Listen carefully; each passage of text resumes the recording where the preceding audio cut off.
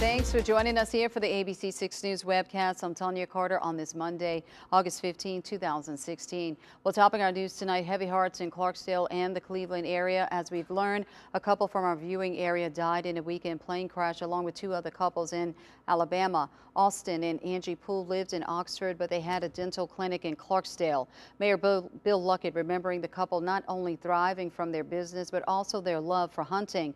Mayor Luckett says they loved life. They were very energetic, outgoing, good people. Angie Poole is also the daughter of Bolivar County Deputy Coroner Maury Roark and his wife Lizzie. The couple leaves behind 5 children. Now, the Pooles were on board with 2 other couples traveling back from a dental conference in Florida when the pilot issued a distress signal around 11 Sunday morning. The plane crashed 1,000 feet short of the Tuscaloosa Regional Airport runway. Firefighters made it to the site within 3 minutes of the crash, but were unable to save any of the 6 people on board. NTSB officials are on scene to figure out what led to that deadly crash.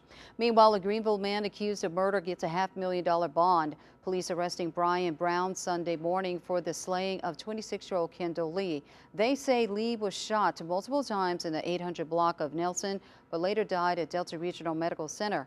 So far, no word on the motive for that shooting. Well, the Supreme Court tells a local judge to review a death row inmate's disability claim.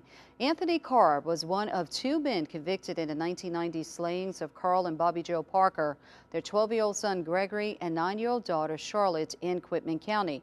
Now, the county raised taxes to pay for the defense of Carr and Robert Simon Jr., who both still await execution. In May 2011, Simon's execution was only 4 hours away when a federal appeals court ordered a halt to consider his intellectual disability claim. Well, the 5th U.S. Circuit Court of Appeals rejected his appeal in March. Now the Mississippi Supreme Court is telling a circuit judge to reconsider his ruling that upheld the death penalty for Carr, who says he's intellectually disabled and therefore ineligible for execution.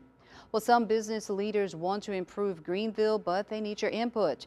The Greenville Advisory Consortium is holding a joint meeting with the Greenville City Council, Washington County Board of Supervisors, and the Greenville Planning Commission. The purpose? To improve the port city in several areas like infrastructure and the completion of the levee walking and biking trail. Consortium leaders say it's important for everyone to come out Tuesday because the decisions that are made could involve taxpayers' dollars. Expansion of our port facility at the Greenville Port here in Greenville, a survey to determine the conditions of the roads and streets and the possibilities of fixing those.